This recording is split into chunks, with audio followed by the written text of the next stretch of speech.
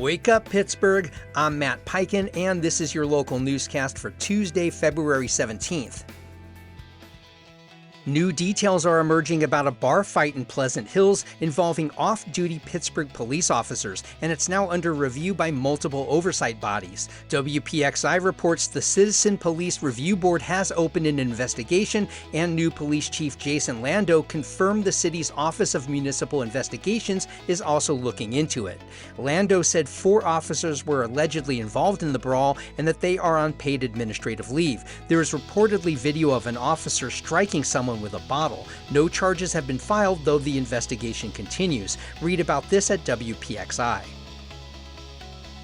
St. Anselm Church in Swissvale will close permanently March 12th, one of 7 churches in the Catholic Diocese of Pittsburgh's St. Joseph the Worker Parish slated to shutter in mid-March. Parishioners say the timing, on the eve of Lent and weeks before Easter, deepens the sense of loss, as many have marked baptisms, weddings, and funerals in these buildings. The diocese cites declining mass attendance and financial constraints. Open houses are planned for next Tuesday, with final masses March 2nd through 10th, and worship continuing at St. Maurice in Forest Hills. You can read more about this in the Post-Gazette.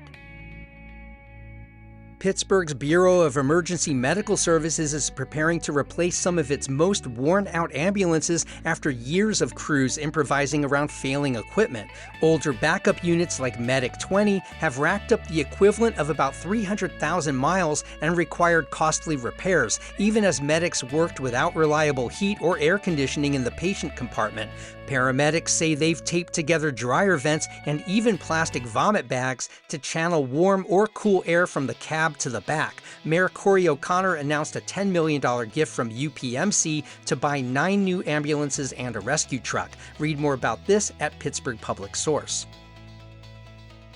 Carnegie Mellon University could face new limits on graduate tuition assistance for active duty service members under a Trump administration review of colleges it says show bias against the U.S. military. CNN reported last week that CMU is among 35 schools considered at moderate to high risk for potential restrictions. Regional peers listed include the University of Pennsylvania and Case Western Reserve. The Pentagon has already said it will end certain graduate-level military education partnerships with Harvard this fall. CMU officials did not immediately comment. Read about this in the Post-Gazette. And in an increasingly online and often isolating world, Pittsburgh's second annual Connection Expo is designed to help adults find community. Organizers say Saturday's event will bring together clubs, identity groups, arts and crafts organizations, wellness and exercise groups, and volunteer opportunities, along with demos designed to make trying something new feel less intimidating. Haley Ingersoll of Pittsburgh Social Health says the idea borrows from college activity fairs, but for adults seeking friendships, purpose, and belonging. The free expo runs noon to 4 p.m. Saturday at Vellum Fermentation on the south side. Read about this at WESA. Our free newsletter is a quick local news digest, essentially this newscast in written form. Subscribe at wakeuppit, that's pit.transistor.fm. You can also find us on Facebook and Instagram at Wake Up Pitt, and please share this podcast with your friends who care about this city.